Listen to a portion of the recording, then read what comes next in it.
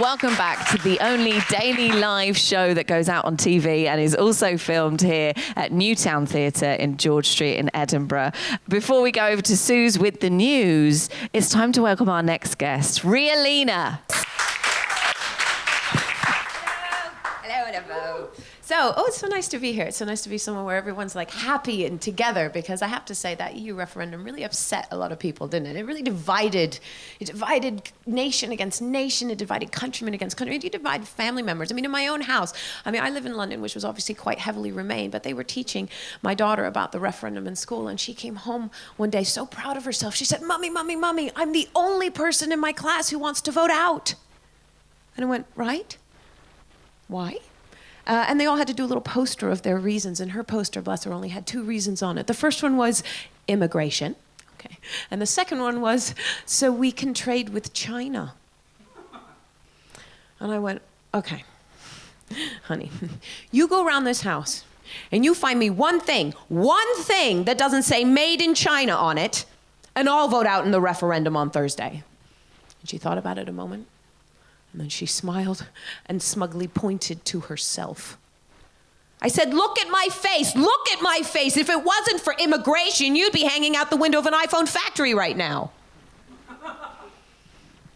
But what I wanted to do, I wanted to come here and I wanted to sing a song.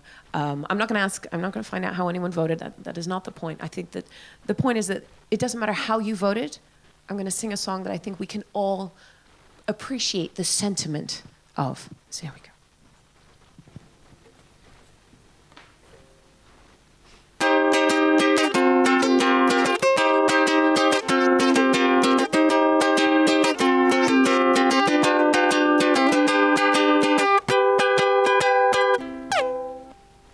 Seriously, nothing, it's a ukulele, folks. Come on. All right, no, don't patronize me. No, don't patronize me. We are gonna do that again, okay? And when I get to the end of that introduction, you are gonna go batshit crazy, and then we're gonna sing the song, okay? All right, here we go. Let's try that again.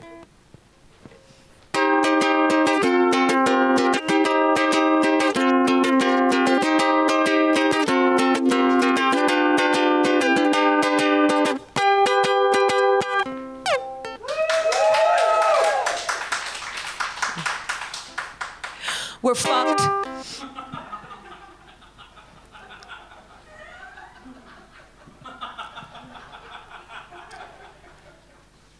Thank you. I really worked hard on that piece. It means a lot to me. So yeah, togetherness.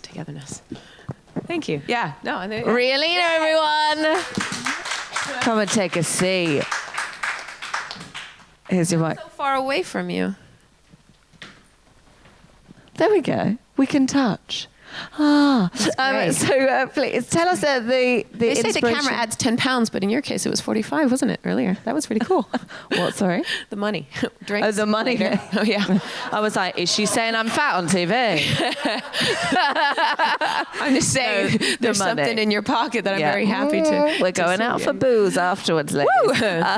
So tell us about the inspiration behind your latest show. Oh, as with every show, the inspiration was to get famous, you know? Like every show is here to get discovered, right? What do I think? No, this is a weird one as well. It's been a really hard one to market. Everyone who's come has just gone, oh no, that is funny. But it's about death and motherhood, not in that order. And so, when people just went, really, those topics? I'm like, yeah, all the others were taken. So that's what was left. But no, a few months back, my husband asked me, very romantic. We were having a romantic night together. I don't know how long. If you've been married for a while, you gotta make an effort to have those nights together and just rekindle and make sure you reconnect. So we were watching the same show, and he turned to me and he basically said, I was thinking it would be really nice if you could get some life insurance. Wow. Love is not dead. Love is not dead. And so that's where the whole thing came from. It made me realize that, you do have to, that how much we prepare for our own death an awful lot. We plan our funerals, and then we write open letters to our kids, and then we leave stuff behind and pick flowers and all the rest of it, and decide how we want our body to be disposed of. And so the whole point of the show is sort of going through that process and realizing that, hang on a second, you're missing out on life. Sounds entertaining. I think I just gave away the ending, didn't I? I just gave away the ending. Oh yeah, life, yeah. So, no, it is. It's dark, though. It is dark, because obviously if you're going to joke about different ways of disposing of dead bodies, I was really worried when I was researching the show every time I did a Google, how do you dispose of dead body, that someone was going to come knocking on the door at some point just going, we can't quite figure out what you're planning, because yesterday you Googled maternity bras and today you're Googling, we have no idea, but we're watching it. But yes, I'm feeling watched. So how do you go about combining some quite obviously dark and serious subjects with comedy? Is there a particular approach? Do you know what? I find that once you set up the parameter of what you're going to talk about, people are quite open to going. I mean, there is judgy. They do sit there going, all right, make this funny then. Go on then. But no different to any other fringe show where you charge an entry fee at the beginning, because they'll all sit there and go, this better be worth my 10 quid, lady. Okay, I don't know who you are, but I've paid tenner up front, all right? Yeah, I think there's humor in everything once you've said, okay, this is what we're going to talk about. Because the fact is that we're actually talking about something. So the humor it comes naturally in any conversation that you've ever had with any, like, we all have a much darker sense of humor when we're amongst friends than we are in public. You know, we will joke about things that we should not joke about in public with our friends. And it's the same thing with this, where you come into the room and you go, okay, folks, this is my job. I know what I'm doing. Let's talk about this. And people go, okay. And within there, you know, the humor is found. So how would you describe your career? Because you don't just do stand-up comedy, do you? No, I don't just do stand-up comedy. I do the music, so I host cabaret and I host circus, and obviously as a comedian, you're a writer anyway, so you're writing for a whole host of things. Jack of all trades. Desperate. Any of the above. And you act as well. Yeah, that's where I started. Actually, I started in the natural. I'm gonna move down. I just realized I'm not quite sure what that camera seems to be pointing directly here, which is where my crotch was. So I just thought maybe I should. I didn't jewel up like I'm assuming Lady Rizzo did, because of course that's what all mothers do as soon as you pop out a baby, is just go jewel it up. Vajazzle. Whatever floats your boat. Okay, yeah, great. Which is just a whole other conversation. Just vajazzling. We were talking about acting. Sorry, acting. Yeah, that's quite all right. I'm acting vajazzled. Glitter just fell then. Just see. Sorry. Yeah, no. I started there. I was started in the National Youth Theatre, and then fell into comedy. So tell us where we can come and see your show. I'm on at 9:15 at the Gilded Balloon, all the way to the bitter end. So all the way to that Monday that's a bank holiday in some places, but isn't in others. Exciting. Ria Lina, everyone. Thank you very much. Now it's time for Suze with the news. Thank you. Thanks, Samantha. Yeah, that's right. I'm Suze with the news. News with Suze. I actually also started at the National Youth Theatre. Just went all downhill from there, really. So I'm having to eat at work now. Basically, that's why I've got the packet of crisps here. I recently got evicted out of my flat. I've been homeless. My cat died. It's just been a complete nightmare. So I just eat when I get a chance, really. Thanks for the sympathy, everyone. Very kind.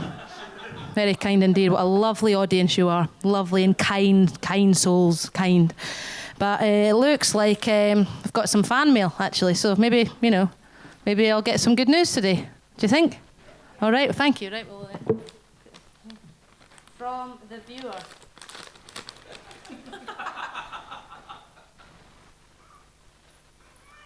It's a little mouse. It's kind of the kind of thing my cat would have liked.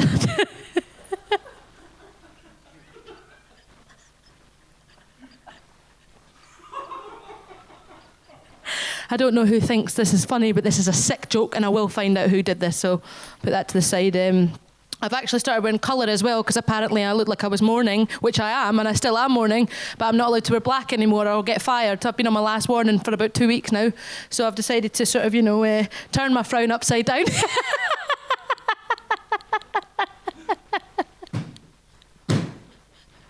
So that's why I'm wearing colour today. So less about me, because I think you've probably all had a bit enough of that. I'll get on with my actual job. I actually won an award the other night for worst newsreader of the entire Fringe. But it's still an award. An award I'll take! I'll take that award! You know, everyone showing off about their 4 and 5 star reviews. Well, I've won an award, so, you know. Anyway, I'm going to read happy stories today, everyone. Happy stories, because I think that's what we need in life. Because I actually agree with your song as well. Like, you know, that is true. That's how I feel about my life. And I just think that we just need to have some happy stories in our life, you know.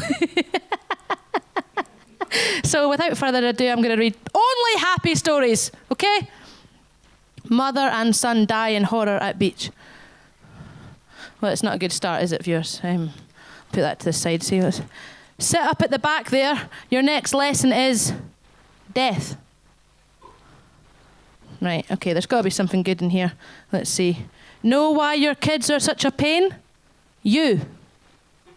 You are the reason your kids are such a pain. So next time you wonder why your kids are such brats, take a look at yourself, see? Just look good, hard in the mirror. That's what Michael Jackson said, wasn't it? So we'll do that.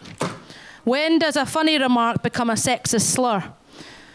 Well, actually, I've been told that if I wasn't blonde, I would have been fired weeks ago. So I'd say that's a bit of a sexist slur. So I'm going to, you know, I'm just going to, don't know what I'm going to do to that, to be honest. So I'd say that's a bit sexist. I can still hear the screams 60 years on. I just don't know why there can't be one good thing in this whole paper. If this girl stops walking, her heart will break. Well, my heart's been broken for years and I'm still doing all right. I'm functioning. That's all I can sort of cope with today, viewers, so I'm going to pass it back to you now. News with Suze. Oh, Suze. Now, I hope you've enjoyed our wonderful mix of comedy, magic and music. We'll be back with you very soon. I'm Samantha Baines. Goodbye.